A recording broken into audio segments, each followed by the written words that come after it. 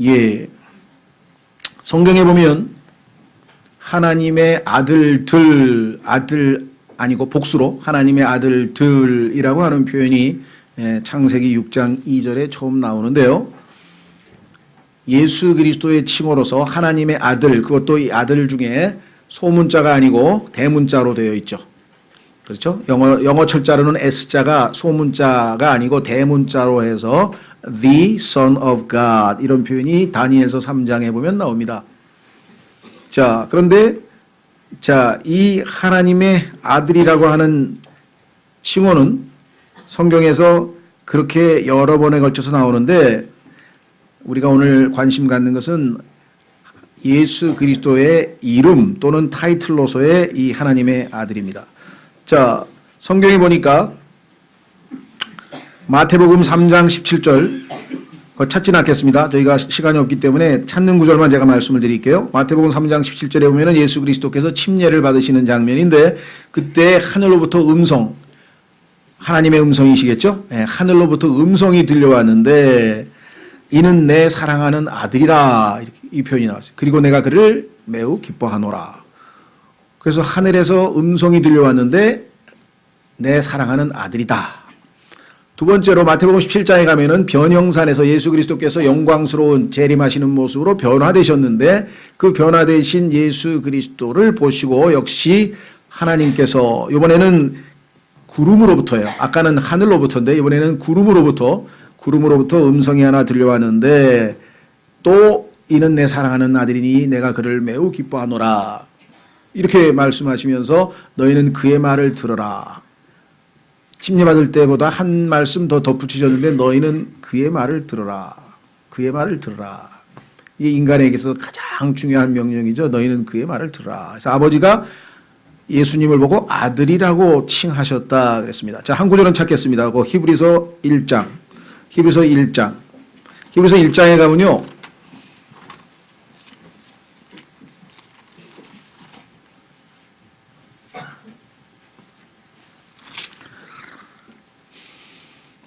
히브리서 1장 8절. 아까는 예수님을 보시고 내 아들이라, 내 기뻐하는 아들이다. 그렇죠? 나의 사랑하는 아들이라. 이렇게 하나님께서 칭하시는 장면을 우리가 목격했는데 이번에는 그 아들에게, 그렇죠? 아들에게 뭐라고 했냐면 하나님 하고 하나님이 부르셨어요. 이게 뭔 소리야? 하나님 아버지가 자기의 아들을 보고 하나님 이렇게 우리가 그냥 상식적으로 생각하면 그게 무슨 소리지? 사람들이 사람의 아들이 사람이라 그러면 그거야 당연하죠. 사람의 아들이 사람이지 그럼. 소인가? 소는 아니지. 그런데 하나님의 아들이 하나님이라 그러면 하나님의 아들하고 하나님은 어떻게 똑같아요? 이렇게 또 이상한 질문 하시는 분이 있어요. 제일 대표적인 사람이 여호와의 증인들이라는 분들인데 하나님의 아들이 하나님이라 그러면 그건 못 믿겠대요. 근데 어떻게 사람의 아들이 사람인 거를 믿는지 모르겠어요. 너무나 우리가 볼 때 그걸 왜 못 믿어요? 그렇죠. 하나님의 아들은 당연히 하나님이죠. 그래서 하나님께서 아들에게 뭐라 그러면 하나님 하고 불렀는데 우리의 인간적인 생각에는 아버지하고 아들 관계는 아버지는 아들에게 좀 우리는 뭐라 그럴까요? 하대를 하잖아요. 한국식 문화에서는. 그러다 보니까 이게 좀 표현이 약간은 어색한 감이 있어요. 그건 어쩔 수가 없어요. 우리 문화에서는. 그러나 성경에 따르면 아버지 하나님이 아들 하나님을 보고 하나님 하고 불렀다는 거예요. 그렇죠. 사람의 아버지가 내가 아버지인데 아들에게 사람아 그럼 뭐 사람이죠. 그럼 뭐. 자 보세요. 참 신기한 표현이 나와 있어요. 히브리서 1장 8절 아들에게는 이르시기를 오 하나님이여 주의 왕자는 영원 무궁하오며 주의 왕국의 홀은 의의 홀이니이다. 아버지가 아들에게 이렇게까지 존칭을 사용하셨을까? 이거는 몰라요. 왜냐하면 이거 우리 문화권에서 이해를 하니까 조금 어색하지만 하나님끼리는 당연히 동등하기 때문에 위격이 다 동등하기 때문에 아버지와 아들과 성령 사이에는 동등한 커뮤니케이션이 늘 가능한 것이죠. 그래서 여기에 보니까 아들에게 아버지가 하나님이라고 불렀다. God, O God 이렇게 분명하게 나오죠. 자, 그래서 예수 그리스도께서 하나님이시다. 신성을 갖추신 분이시다. 그리고 그분의 타이틀은 하나님의 아들이라고 하는 왜 아버지, 아들, 성령 이렇게 되니까 아들이라고 하는 칭호를 가지고 계신다라고 하는 것을 예수 그리스도를 믿고 구원받은 그리스도인이라고 하면 모르는 사람은 없겠죠. 그렇죠? 예, 그런데도 불구하고 이 하나님의 아들이 곧 하나님이시고 곧 우주 만물을 창조하신 창조주라고 하는 신앙을 못 가진 채 교회를 다니는 분도 의외로 많습니다. 예수 그리스도께서 온 우주 만물을 창조하시고 구약에 보면은 메이커, 나를 만드신 분이라고 얘기했는데 나를 창조하신 분이라고 하는 예수 그리스도가 나를 창조하신 창조주라고 하는 것을 인식하지 못한 채 교회 다니는 분도 의외로 굉장히 많아요. 그래도 대부분은 예수님이 하나님의 아들이시다. 즉 예수 그리스도의 신성에 대해서는 그래도 구원을 받은 그리스도인이라면 다 알고 인정하고 있는 것이겠죠. 그래서 저희는 그냥 오늘 짤막하게 요약을 해보겠습니다. 두 번째 아들 하나님, 즉 죄송합니다. 사람이신 예수님에 대해서 조금 좀 초점을 맞추기 위해서 그렇습니다. 그동안에 우리는 예수님의 신성에 관해서는 충분히 공부를 했는데, 자, 거기 나와 있는 순서를 한번 보십시오. 예수님의 제자들도 예수님을 하나님의 아들이라고 불렀고, 로마의 백부장도 예수님을 하나님의 아들이라고 불렀고, 마귀들조차도 하나님의 아들이라고 불렀고, 침례인 요한도 그렇고, 마르다, 이디오피아 내시 바울도 하나님의 아들이다 예수님은 하고 소개를 했다. 이렇게 성경에 구구절절이 얼마나 많은 증인이 나오는지 모릅니다. 그런데 성경에 따르면 두세 사람의 증언이 일치하면 그것은 법적 효력을 갖는 증언으로 채택이 되는 거예요. 그러니까 많은 사람들이 예수 그리스도를 하나님의 아들로 인정했다는 것은 뭐 법적인 증언으로도 효용이 있는 확실한 사실이다. 제일 중요한 것은 예수님 자신이 자신을 하나님의 아들이라고 여러 번 칭하셨는데 거기에 나와 있는 여러 구절 중에서 하나만 확인하고 가겠습니다. 자, 거기에 네 번째 보면은 요한복음 9장 35절을 보겠습니다. 요한복음 9장 35절. 요한복음 9장 35절은 어떤 구절이냐고 하면요. 여러분도 잘 아시는 것처럼 그 문맥은 태어나면서부터 소경인 사람이 예수님을 믿게 되는 장면입니다. 태어나면서부터 눈이 먼 채로 태어났다가 이 눈을 예수님께서 고치셔가지고 그가 이제 예수 그리스도를 믿게 되는 장면이 바로 그 장면인데요. 자, 밑으로 쭉 내려오셔서 그 스토리는 여러분이 잘 알고 계시고 35절에 보시면 예수님께서 그들이 그를 내쫓았다는 것을 들으시고 그런데도 불구하고 예수 그리스도께서 태어나면서부터 장님된 자를 고치셨다라고 하는 것을 알고 목격했는데도 불구하고 이것을 거부하는 그 자들이 있었죠. 그래서 그들이 그의 증언을 여러 번 듣고도 계속 거부하면서 결국은 그들을 자신들의 그룹에서 내쫓아버렸어요. 자, 그래서 예수님이 만나 주셨죠. 다시 예수님께서 그들이 그를 내쫓았다는 것을 들으시고 그를 만나서 그에게 이르시되 내가 하나님의 아들을 믿느냐 하시니, 자, 여기 하나님의 아들을 믿느냐 하시니 36절 그가 대답하여 이르되 주여 그분이 누구시오니까. 지금은 자기를 고쳐준 예수님이 하나님의 아들인 줄 이 사람은 지금 모르고 있어요. 그분은 그냥 한 인간이 자기를 고쳐준 줄 알아요. 그런데 하나님의 아들을 믿느냐 그랬더니 하나님의 아들이 따로 있는 줄 알아요. 이 사람은 지금 딴 누군가를 소개해 주려고 하는 줄 알고 있어요. 그러니까 예수님이 바로 나다 하고 지금 소개하는 장면이에요. 보세요. 뭐라고 얘기하나? 그분이 누구시오니까 내가 그분을 믿고자 하나이다 하매 예수님께서 그에게 이르시되 내가 그를 보았거니와 너와 말하고 있는 이가 그니라. 내가 바로 하나님의 아들이다 하시니 그가 이르되 주여 내가 믿나이다 하고 그분께 어떻게 했어요? 경배는 인간이 받을 수 있는 게 아니죠. 오직 하나님께만 우리가 경배하는 거죠. 따라서 그는 예수 그리스도가 하나님이라는 사실을 인정한 것이죠. 유대인들은 하나님의 아들이라고 하는 칭호가 곧 신성을 지니신 하나님이라고 하는 사실을 알고 있었기 때문입니다.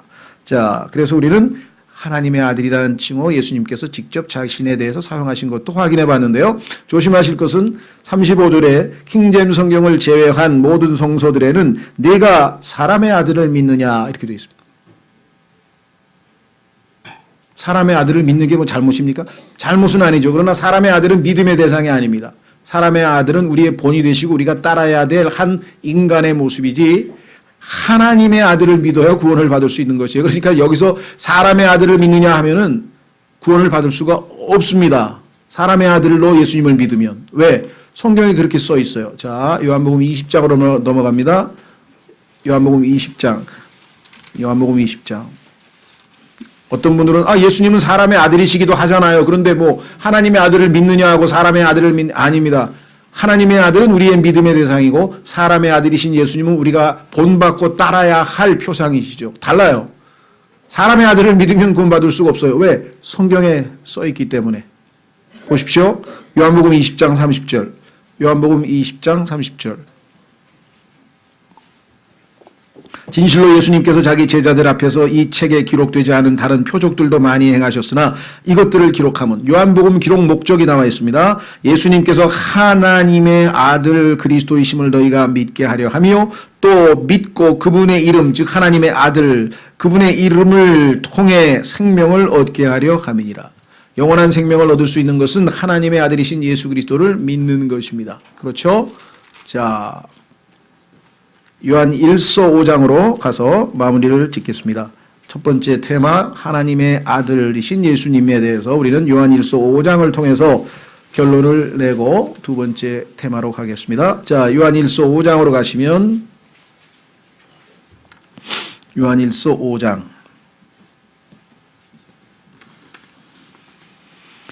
(9) 절부터 보겠습니다. 요한 1서 5장 9절.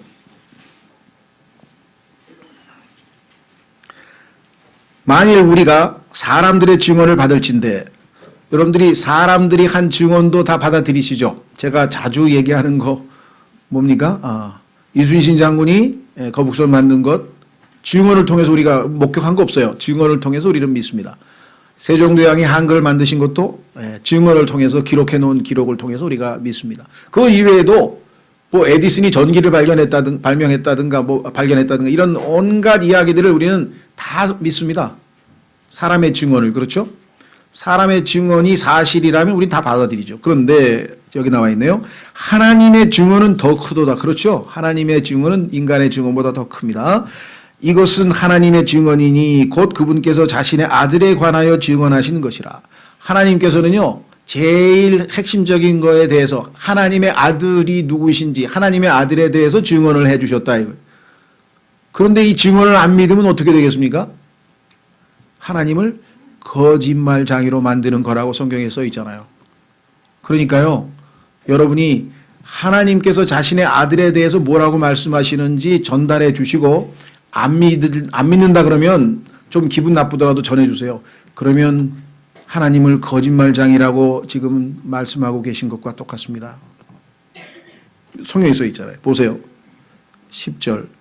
하나님의 아들을 믿는 자는 자기 안에 이 증언을 가지고 있고 하나님을 믿지 않는 자는 그분을 거짓말하는 자로 만들었나니. 믿지 않는 게 단순히 안 믿는 거에 그치는 게 아니라 하나님의 말을 안 믿었으니까 하나님을 거짓말장이로 만들어버리는 어마어마한 죄를 짓는 거예요. 그래서 성경에 보면은 믿지 않는 자 위에는 하나님의 뭐가 있어요? 진노가 머물러 있다고 요한복음 3장 36절에 말씀하는 거예요. 얼마나 하나님이 진노하셨겠어요. 하나님의 말을 안 믿으면 하나님을 여러분들 누가 여러분에게 거짓말쟁이라고 여러분에게 얘기하면 그게 얼마나 큰 모욕인지 아시겠죠? 그럼 하나님이 아들에 대해서 증언했는데 아예 안 믿어 난 못 믿어 그러면 그건 하나님께 얼마나 큰 모욕이냐. 그래서 성경에 보니까 하나님의 진노가 믿지 않는 사람들 위에 머물러 있다고까지 얘기를 했어요. 자, 오늘 여기 보시니까 이는 하나님께서 자기 아들에 관하여 주신 증언을 그가 믿지 않기 때문이라.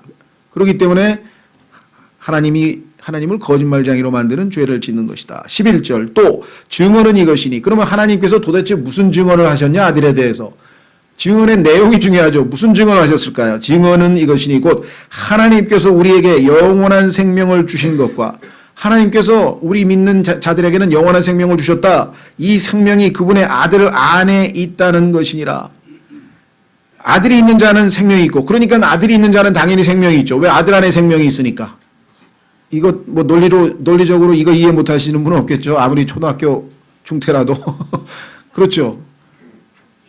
아무리 학력이 낮아도 이걸 이해 못하는 분은 없을 거예요. 그렇죠. 그래서 아들이 있는 자에게는 생명이 있고 하나님의 아들이 없는 자에게는 생명이 없느니라. 그러면 나에게 아들이 있을 수 있는 방법은 어떻게 되는가? 그 요한복음 1장 12절에 receive라 그랬죠. 아들을 받아들이는 자 곧 근데 그게 뭐예요? 그분의 이름을 믿는 자. 그분의 이름을 믿는 게 곧 그분을 받아들이는 것이에요. 그들에게는 하나님의 아들들이 되는 권능을 우리에게 주셨다라고 성경이 말씀하셨다 그랬잖아요. 그렇죠? 자, 그러니까 사실은 예수 그리스도께서는 하나님의 아들이신데 그 하나님의 아들이신 예수 그리스도를 내가 구원자로 믿고 받아들이면 아들 안에 있는 영원한 생명이 나에게 주어지기 때문에 나도 영원한 생명을 갖게 된 것이다. 그래서 13절 내가 하나님의 아들의 이름을 믿는 너희에게 이것들을 쓴 것은 너희에게 영원한 생명이 있음을 너희가 알게 하고, 왜? 아들을 믿었으니까 영원한 생명이 있다는 사실을 알려주려고 한다. 또 하나님의 아들의 이름을 너희가 믿게 하려 함이라, 이렇게 나와 있습니다. 그런데 이 하나님의 아들이 또 누구냐? 20절 한 구절만 더 보고 마칩니다. 첫 번째 테마를 마무리합니다. 20절 또 하나님의 아들이 오셔서 우리에게 깨달음을 주사. 여러분들이 진리를 깨닫고 믿게 된 것은 하나님의 아들이 오셔서 깨달음을 주셨기 때문이죠. 또한 주사 우리가 진실하신 분을 알게 하셨음을 우리가 알며, 또 우리가 진실하신 분 곧 그분의 아들 예수 그리스도 안에 있음을 아노니, 그리스도 안으로 들어가서 이제 우리는 그리스도와 한 몸이 되었죠. 이분은 그리스도는 참 하나님이시요, 참 하나님이시요. 예수 그리스도가 하나님의 아들이 참 하나님이시래요. 영원한 생명이시니라. 그렇죠? 예수 그리스도의 신성. 예수님은 하나님의 아들이시고 그 하나님의 아들이신 예수 그리스도를 믿는 자들에게는 영원한 생명이 있고 하나님께서 구원을 베푸신다. 그래서 하나님의 아들이신 예수 그리스도 우리의 구원자, 그 이외에 많은 의미가 있겠죠? 네. 그래서 하나님의 아들에 대해서 뭐 어마어마하게 우리는 평생토록 공부해도 다 이해하지 못하지만 예수님은 하나님의 아들이라고 하는 칭호를 분명히 가지고 계시고 그것은 위대한 이름이다. 자, 두 번째. 그런데 어떻게 또 하나님의 아들이 사람의 아들이 됐을까요? 신명기 23장 19절. 신명기 23장 19절로 우선 한번 가보겠습니다. 이 구절을 읽으면 성경이 모순되는가 싶으실 텐데요. 왜? 신명기 23장 19절에는 이렇게 쓰여 있어요. 신명기 23장 19절.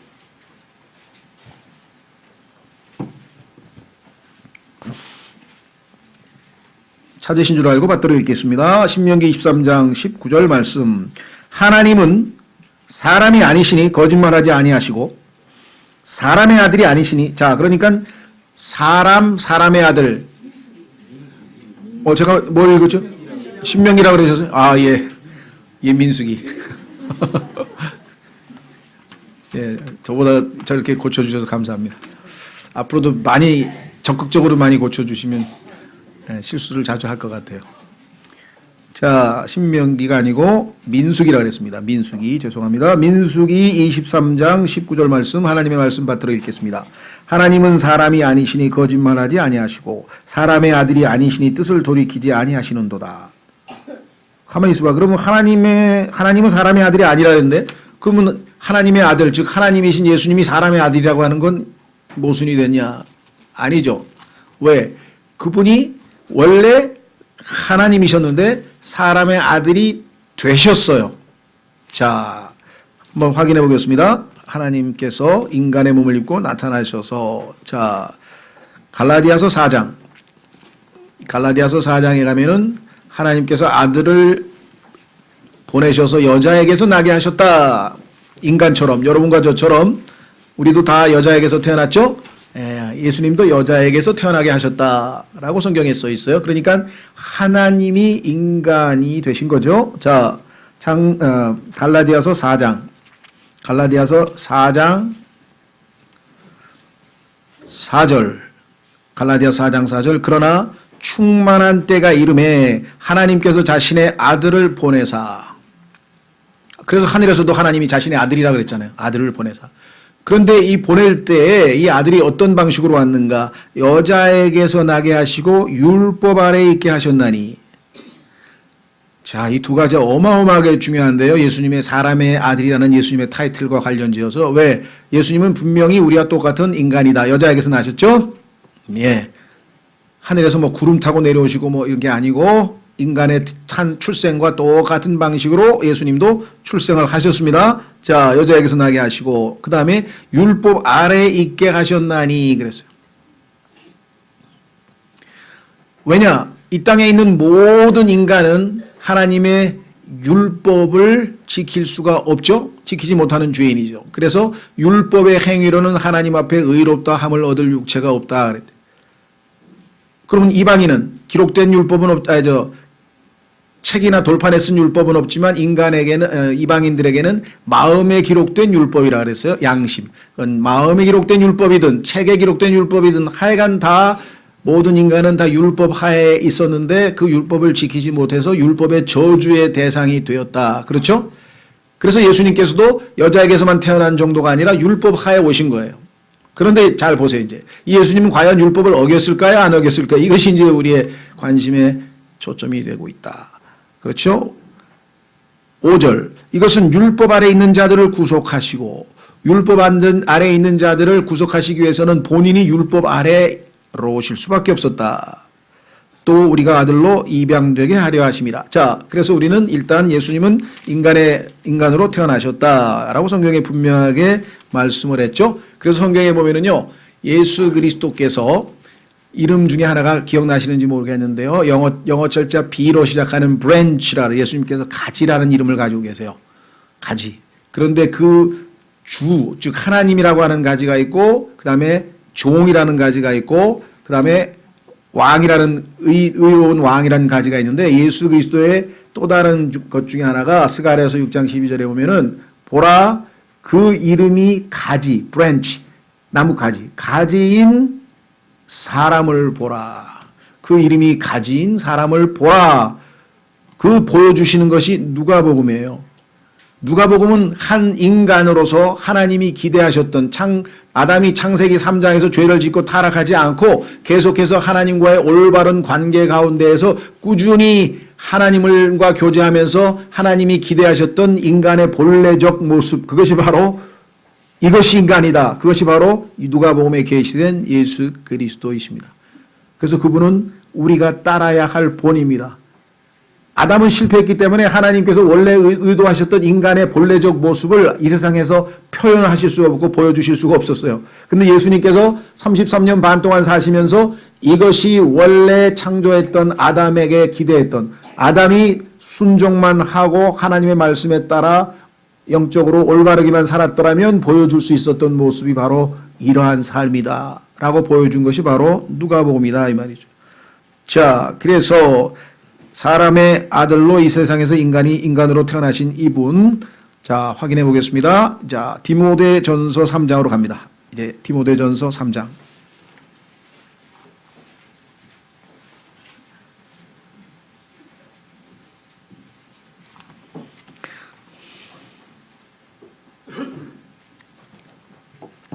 디모데전서 3장에서는 예수 그리스도의 인생을 아주 간략하게 요약을 해 놓았는데요. 정말 성령님이 저자가 아니고서는 어떻게 예수 그리스도의 인생을 이렇게 한 문장으로 짤막하게 완벽하게 묘사해 내실 수가 있을 것인가. 그렇죠? 네, 정말 우리는 성경을 읽으면서 감탄사가 저절로 나와요. 어떻게 이렇게 간단하게 하나님의 그 놀라우신 솜씨가 다양한 가운데 그 중에서도 성경 기록의 그 솜씨를 보면 놀랍죠. 자, 16절 논쟁의 여지가 없이 하나님의 성품의 신비는 위대하도다. 하나님의 신비, 성품에 관한 신비가 하나 있는데 그것은 정말 논쟁을 할 수가 없을 정도로 너무나 분명하고 그 다음에 크다 이거죠. 위대한 신비다. 신비 중의 신비, 그것은 무엇인가 하니 온 우주 만물을 창조하신 만유보다 크신 분께서 어떻게, 그렇죠? 어떻게 한 인간의, 한 여자의 몸 안에서 인간으로 태어날 수 있는가? 그렇죠? 온 우주 만물을 창조하신 그 어마어마한 만유의 지고의 신께서, 하나님께서 엄마 품에서 젖을 빨고 자라날 수 있을 것인가? 한번 생각해 보세요. 도저히 상상이 안 가고 우리가 정말 이해할 수 없는 일이 벌어졌어요. 그래서 그것을 신비, 미스터리, 신비라고 밖에는 달리 표현할 방법이 없어요. 그런데 그것은 논쟁의 여지가 없어. 왜? 역사적으로 분명한 사실이니까. 그렇죠? 예, 그래서 위대한 신비다라고 얘기를 했습니다. 자, 논쟁 없이 하나님의 성품의 신비는 위대하도다. 첫 번째, 하나님께서 육체 안에 나타나시고, 출생을 이렇게 표현해내요. 예수님의 출생을 하나님께서 육체 안에 나타나시고. 자, 영어 킹제임스 성경을 제외하고는 이 God, 하나님이라고 하는 단어가 전부 다 He라고 하는 대명사로 바뀌었습니다. 예수 그리스도께서는 육체를 입고 나타나신 누구요? 하나님이시잖아요. 그렇죠? 예. 그런데도 불구하고 이 하나님이라고 하는 단어를 전부 다 He라고 바꿔서 He가 누구냐 그러니까 다 예수님이라 그런다. 그럼 예수님이 육체를 입고 나타나신 것이 신비입니까? 예수라고 하는 이름의 한 인간이 있었는데 그 사람이 육체를 입고 나타나셨어. 김영균이라고 하는 자가 있는데 그 사람도 육체를 입고 이 세상에 살았어.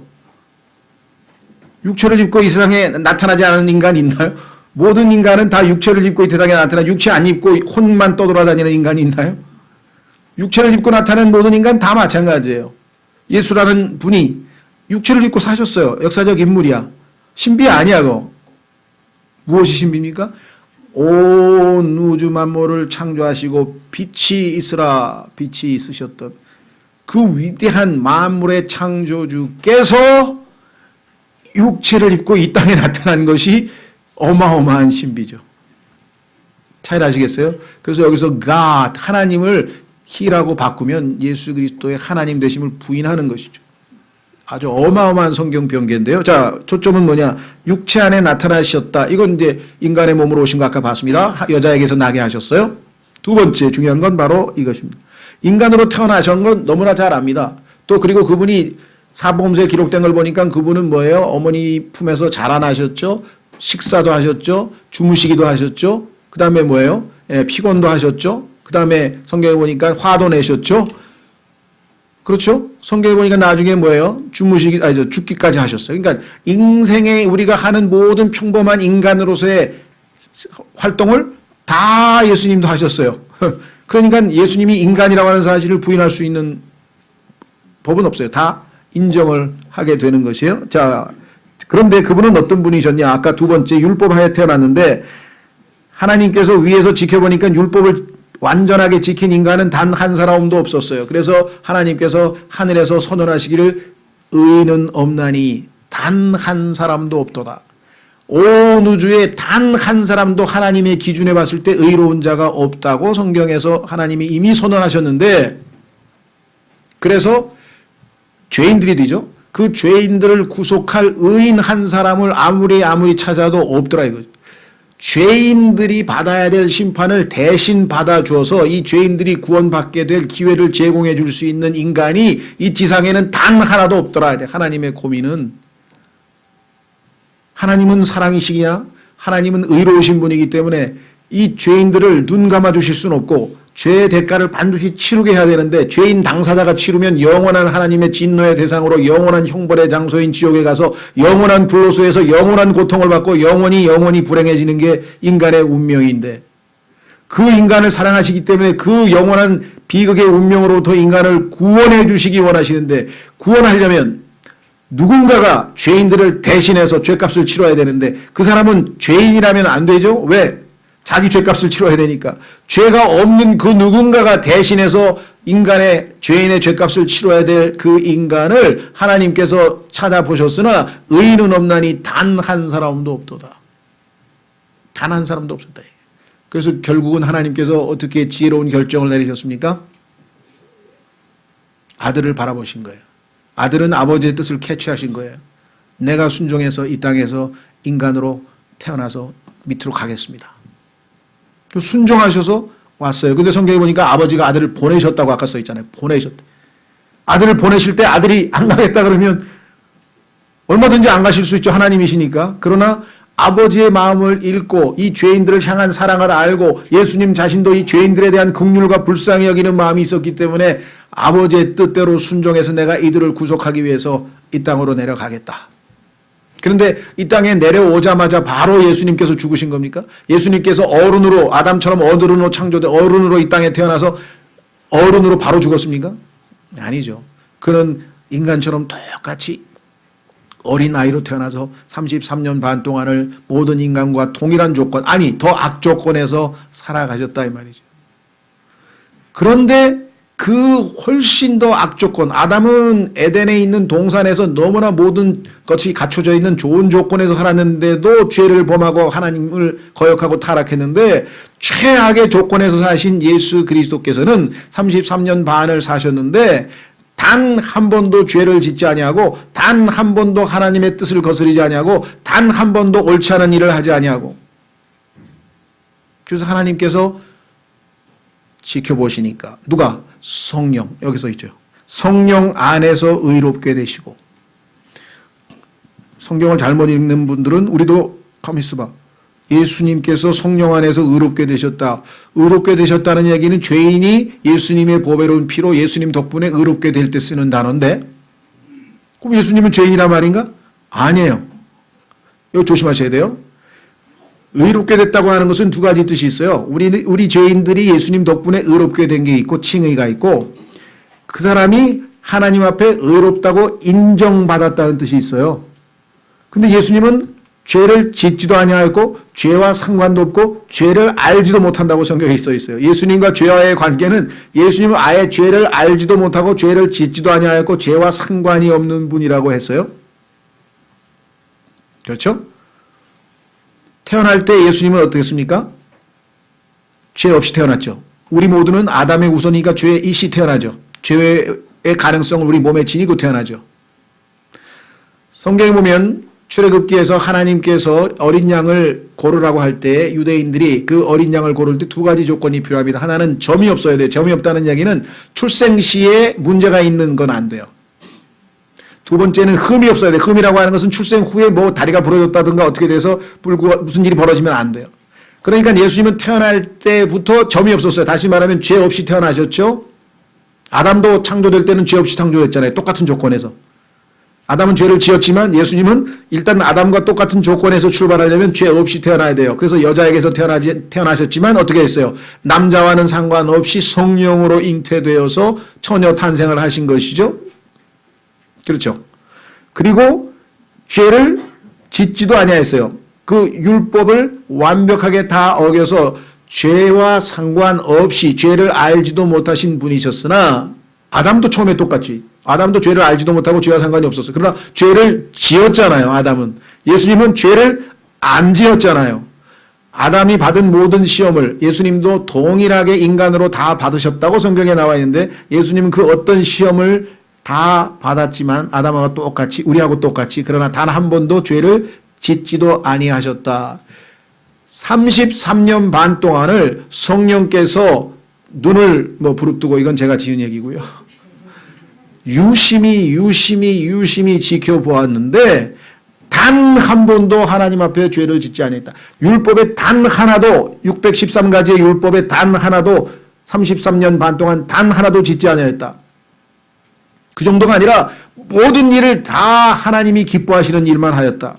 그렇게 성경에 써 있어요. 내가 항상 하나님을 기쁘시게 하는 일을 하였기 때문에 주께서, 하나님께서, 아버지께서 나를 혼자 내버려 두지 아니하셨다고 요한복음 8장 29절에 기록되어져 있습니다. 그래서 하나님께서는 드디어 뭐예요? 여러분과 저를, 이 죄인들을 대신해서 죽을 속죄 제물을 단 한 명 겨우 얻으신 거예요. 누구? 예수 그리스도. 죄 없는 유일한 qualified, 하나님 앞에 죄인들을 대신할 수 있는 제물로서, 속죄 헌물로서의 자격을 갖춘 인간이 딱 한 명뿐이셨어요. 왜 하나님께서 인간이 되실 수밖에 없었습니까? 이 죄인들을 대신해서, 인간이잖아요. 인간들을 대신해서 죽을 누가 필요해요? 인간이 필요하잖아요. 하나님의 법칙은 인간의 죄값을 치르려면 인간이 대신 갚아야 되는데 그 인간이 없어. 하나도. 의인은 없나니 단 하나도 없어요. 그래서 하나님께서 인간이 되시기로 결단을 내리셨어요. 그 모든 영광을 다 버리고 이 낮고 낮은 곳으로 인간이 되셔서 오셨어요. 그리고 33년 반 동안을 여러분과 저하고 훨씬 더, 여러분 지금 이렇게 좋은 조건에서 안 사셨어요. 여름에 에어컨 켜고 사시지 않았어요, 예수님은요. 이렇게 좋은 조건에서 사신 게 아니에요. 예수님이 사신 조건은 최악의 조건입니다. 그런데도 불구하고 그분은 단 한 번도 하나님을 율법을 어기거나 단 한 번도 죄를 짓거나 그러질 않았어요. 그래서 성령께서 뭐예요? 하나님, 아버지께 보고를 했죠. 완벽합니다. 자격을 갖췄습니다. 그래? 그러면 십자가로 이제 가서 죄값을 치르면 되겠네. 드디어 예수님께서는 완벽하게 검증됐죠. 마치 어린 양이 4일 동안 10일 열째 날 14일까지 나흘 동안 철저하게 점검을 해서 흠도 없고 점도 없이 100% 완전히 자격을 갖춘 어린 양만 하나님 앞에 유월절 어린 양으로 쓰일 수 있는 것처럼 예수님께서도 정확하게 모든 점검을 다 맞추셨는데 단 하나의 죄도 없기 때문에 하나님께서 볼 때 점도 없고 흠도 없이 완전 무결한 하나님의 속죄 헌물 맞습니다. 그래서 그는 십자가에 달리실 수 있었다는 것이에요. 만약에 예수님께서 이 땅에 오셔서 가정입니다만 혹시라도 죄를 하나라도 지으셨으면요.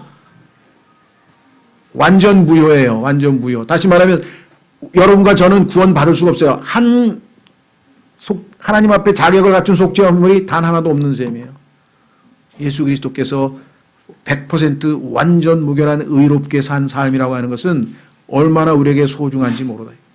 그렇죠? 자, 사람의 아들이신 예수님께서 그걸 해내신 거죠. 두 번째 우리가 주목할 것은 이분이 단순히 속죄 헌물로 여러분과 저의 죄값을 치르고 우리를 구원하시기 위해서만 인간이 되신 것인가? 그것이 아니고요. 두 번째는 뭐냐? 그분은 우리에게 본을 보여주시는 것이에요. 이 땅의 인간으로서 이제 우리가 구속받고 하나님의 자녀가 된 다음에 예수 그리스도께서 이 땅에서 사신 그 모습으로 우리도 살아갈 수 있어야 되는데 예수님께서 어떻게 해요? 본을 보이신 거예요. 본. 그렇죠? 네.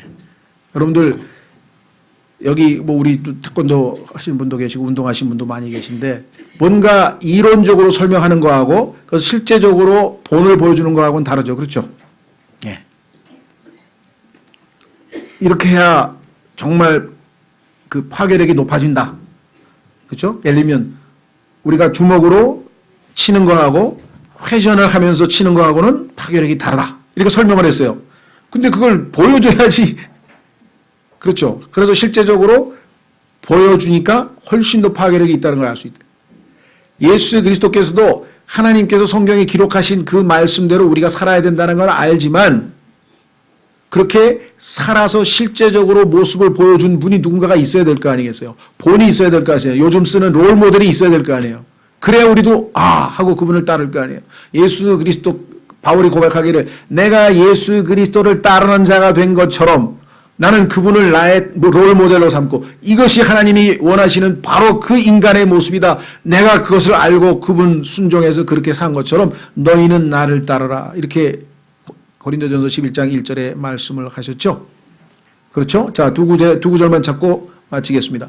예수님은 단순히 여러분과 저의 죄값을 치르러 오신 것뿐만 아니라 그 전에 분명하게 그분이 하나님의 속죄 헌물로의 자격을 갖추었는지를 의로운 삶으로 입증해 보이시지 않으면 안 되었다. 사람의 아들로서 여러분과 저하고 똑같은 인간으로서 그분은 단 한 번도 시험에 넘어지지 않냐고 죄를 짓지 않은 삶을 사셨기에 자격을 갖추셔서 이루실 수 있었다. 그러나 그것으로 그치는 것이 아니라 여러분과 제가 예수님을 믿고 구원받은 이때에 어떠한 삶의 모습을 보여야 하는지 본을 보여주시기 위해서 이 땅에서 사셨다.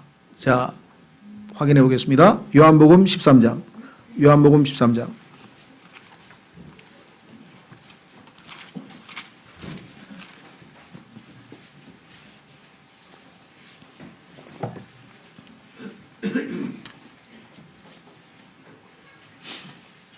요한복음 13장에서 예수 그리스도께서 제자들에게 겸손하게 그들의 발을 씻어주시죠. 발을 씻어주시면서 뭐라고 말씀하셨나 한번 보겠습니다. 14절 요한복음 13장 14절 그런즉 13장 14절 받들어 읽겠습니다. 그런즉 너희 주와 선생인 내가 너희 발을 씻어 주었으니 너희도 서로 발을 씻어 주는 것이 마땅하니라. 내가 너희에게 행한 것 같이 너희도 행하게 하려고 내가 너희에게 뭐라고 했습니까? 본보기를 보여주었느니라. 본보기를 보여주었다. example. 예수님은 우리의 example. 두 번째 마지막 베드로전서로 가겠습니다. 베드로전서.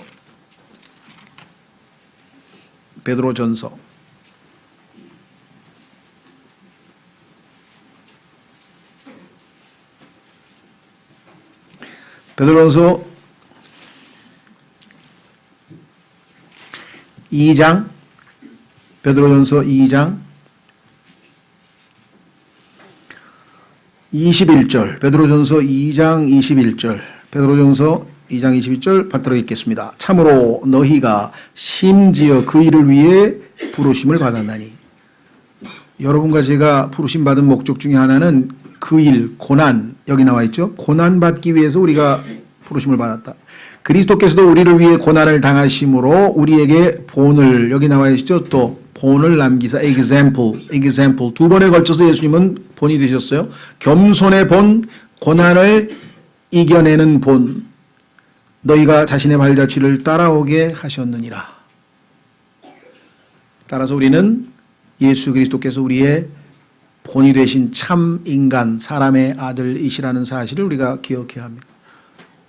이 땅에 있는 소위 자유주의 교회에서는요, 첫 번째 예수 그리스도께서 우리의 속죄 헌물이라고 하는 사실, 우리의 죄값을 치르신 분이란 그 사실은 망각한 채, 두 번째 예수님을 아름다운 본으로 삼고 살고자 노력하나 그것이 가당키나 한 일이겠습니까? 죄인으로서 불가능한 일을 하고 있다는 것이죠.